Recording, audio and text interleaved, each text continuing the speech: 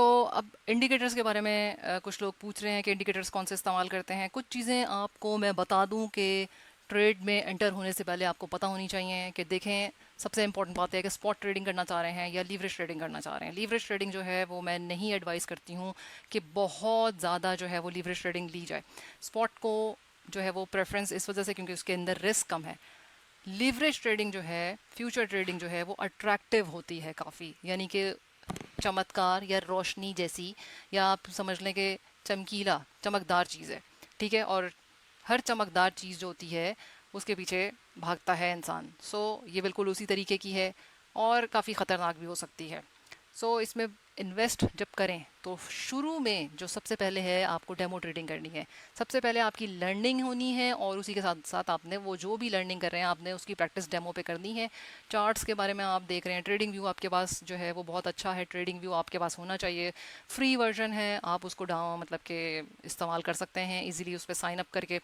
सो वहाँ पे आप साइन अप करेंगे नंबर पहले और अपनी लर्निंग करेंगे और उसको प्रैक्टिस करेंगे डेमो के ऊपर, और चार्ट्स जो ट्रेडिंग व्यू के हैं डिफरेंट डिफरेंट लेके। बीटीसी का आपके सामने चार्ट खुला हुआ होना चाहिए। फिर आपने अपने दिमाग में ये बात रखनी है कि भाई स्पॉट या फिर फ्यूचर। मैं आपको अपनी पर्सनल चीज़ बता रही हूँ। मैं ये नहीं कह रही कि आप फ्यूचर करें, या मैं ये नहीं कह रही कि आप स्पॉट ही सिर्फ करें, या दोनों करें, या फिर फ्यूचर में ज़्यादा पैसे लगा दें या स्पॉट में कम लगाएं।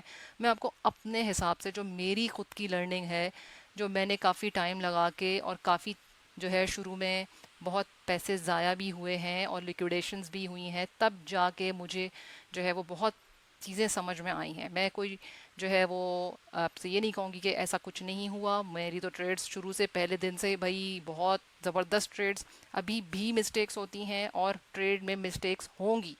ये आप जहन से निकाल दें कि नहीं होगी मिस्टेक, बिल्कुल होगी। जो इम्पॉर्टेंट चीज़ है वो ये है कि आपसे मिस्टेक अगर आपको लगता है कि भाई ये ट्रेड फेल हो रही है, तो आप फटाफट उसके अंदर से या तो खुद एग्जिट करें या आपका स्टॉप लॉस लगाना चाहिए। अब स्टॉप लॉस के अंदर मसले होते हैं कि भाई बहुत दफ़ा स्टॉप लॉस जो है वो लग जाते हैं, हिट हो जाते हैं, वो भी पैसे ज़ाया ही हो रहे होते हैं। तो आप जब ट्रेड लेते हैं तो आपको ये भी जहन में होना चाहिए कि ये ट्रेड आपको फ़ौरन जो है वो फटाफट पैसे दे, उसी दिन डे ट्रेडिंग करें, या फिर जो है वो 3-4 दिन के बाद भी कुछ ट्रेड्स होती हैं उसमें प्रॉफिट आता है, या फिर स्पॉट ट्रेडिंग के अंदर तो आपको पता है कि थोड़ा टाइम लगता ही लगता है। बेहतर यही होता है कि आपके जहन में ये क्लियर हो पिक्चर कि आप करना क्या चाह रहे हैं, फिर आपके पास कितना सरमाया है, यानी आप कितना रिस्क अफोर्ड कर सकते हैं। जो ये मार्केट्स हैं इनके अंदर जो है वो 5-5 हज़ार डॉलर, 10-10 हज़ार डॉलर जो है वो बिल्कुल एक इनिशिएटिव कह सकते हैं कि एक जो है वो अगर लिक्विडेट हो जाते हैं तो इतने चले जाते हैं। तो ये कोई ऐसी चीज़ समझी नहीं जा रही है। ये चीज़ जो है वो क्लियर होनी चाहिए माइंड के अंदर। अब जब आपने डिसाइड कर लिया है कि आप स्पॉट में और फ्यूचर में आपने या दोनों चीज़ें सीखनी हैं, तो जो है वो आप अपने माइंड को इस तरह से करें कि आपका जो भी पोर्टफोलियो है उसमें मेरे ख्याल से जो है वो स्पॉट के अंदर ज़्यादा बाइंग होनी चाहिए। लीवरेज जो है वो फ्यूचर ट्रेडिंग जो है वो डेमो में करें। जो बिल्कुल बिगनर्स और न्यू कमर्स हैं वो डेमो में करें। डेमो में करने से आपको जो है वो आपको पता चल जाएगा, लेकिन आपने डेमो ऐसे नहीं करना कि आपकी 4 या 5 ट्रेड्स हो गई हैं तो भाई 30 ट्रेड जो है वो आप लगाने शुरू कर दें अपने पैसों के साथ। ठीक है, तो आप डेमो में कम से कम 2 महीने 3 महीने गुजारें और फिर नोट करें 3 महीने के अंदर। आप अपना एक्सेल पर शीट भी बना सकते हैं और मैनुअल भी लिख सकते हैं जो आपको सूटेबल हो। उसमें लिखें कि कितनी ट्रेड्स आपकी सही हुई हैं, कितनी गलत हुई हैं। जब आपके सामने हिस्ट्री होगी कि भाई अगर आपने जितनी भी 30 दिन के अंदर जो भी आपने जब भी बैठे हैं भाई आपको अब जब भी टाइम मिला है तो आपने अपनी ट्रेड्स ली। फ़र्ज़ करें आपने कोई 1 महीने के अंदर जो है वो 15 या 20 ट्रेड्स, अगर 20 ट्रेड्स उठाई हैं आपने, ठीक है, या 10 ट्रेड्स भी उठाई हैं, तो 10 ट्रेड्स में से आपकी कितनी ट्रेड्स जो हैं वो सक्सेसफुल रही हैं। अगर कि आपका रेशियो जो है 3 महीने के अंदर 6 ट्रेड्स 7 ट्रेड्स जो हैं वो अच्छी जा रही हैं, तो फिर आप अपने आप को सोचें कि हाँ भाई अब मैं ओरिजिनल मनी के साथ यानी पैसों के साथ जो है वो फ्यूचर लीवरेज ट्रेडिंग के अंदर एंटर हो सकता हूँ, लेकिन उसमें भी बशर्ते कि कम मार्जिन के साथ पहले लें आप। जब आपका हाथ बैठ जाए तो फिर आप जो है वो मार्जिन थोड़ा बढ़ाने लगे। लेकिन स्पॉट की जो बाइंग है, स्पॉट के जो सिग्नल्स आ रहे हैं वो तो आप शुरू से ही जो है वो लेना शुरू करें, उसमें भी थोड़ी इन्वेस्टमेंट करें। जब आपको खुद लगे कि हाँ भाई इसके अंदर कोई पैसे बनते हैं स्पॉट के अंदर, तो फिर आप लगाएं। मैं फिर एडवाइस करूंगी कि फ्यूचर ट्रेडिंग जो है वो कम और स्पॉट ट्रेडिंग जो है वो ज़्यादा।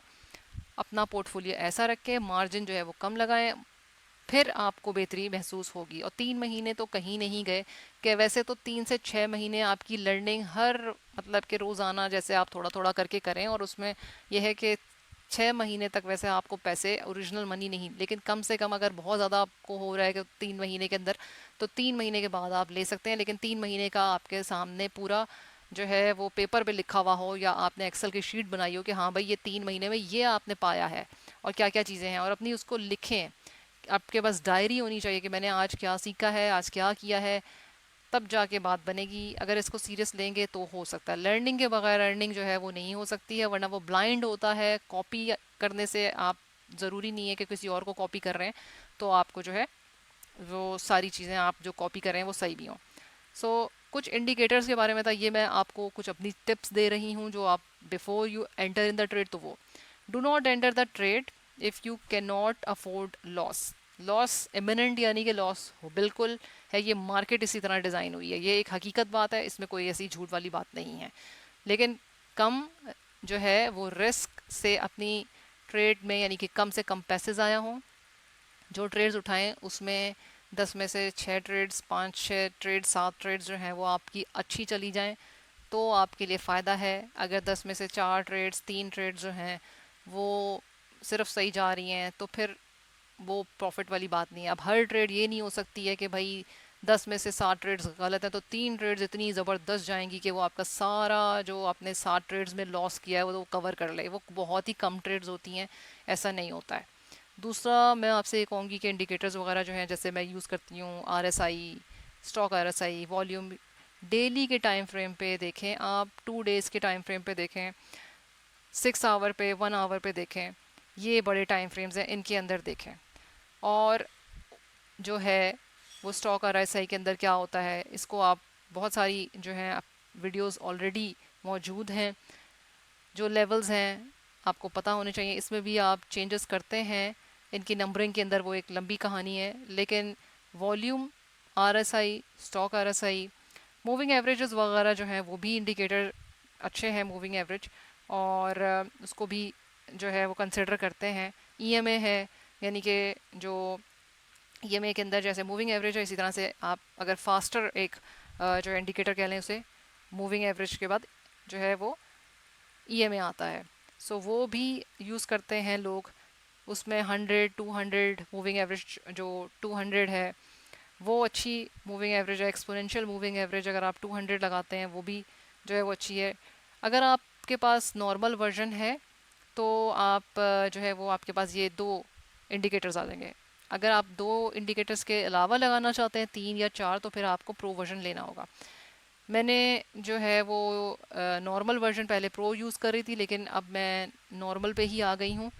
तो नॉर्मल से भी काम जो है वो चल जाता है एक हद तक, लेकिन प्रो की भी ज़रूरत पड़ती है जो बड़े बड़े ट्रेडर्स होते हैं और उनके लिए।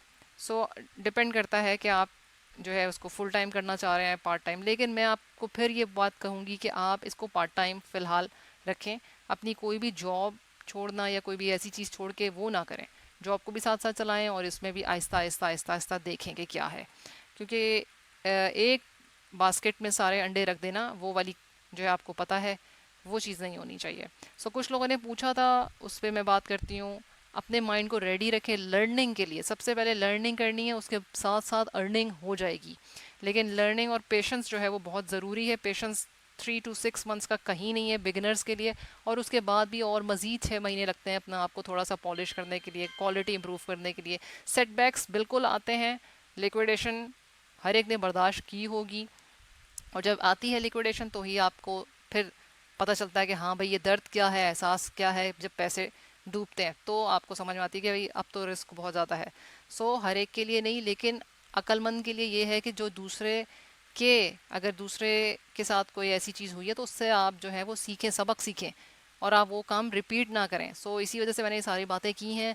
उम्मीद करती हूँ कि आपको कुछ समझ में आया होगा, और अपनी लर्निंग जो है वो बिल्कुल नहीं छोड़ें, लर्निंग करें, और उसके बाद जो है वो उसके साथ साथ अर्निंग भी आहिस्ता आहिस्ता शुरू होगी। कोई भी चीज़ जो है एकदम से चुटकी बजाते नहीं आ जाती है, किसी को भी सालों लगते हैं और काफ़ी टाइम लगता है। सो इंस्टाग्राम को फॉलो करें, like share subscribe and hit the bell icon button. Till then, अल्लाह हाफिज़।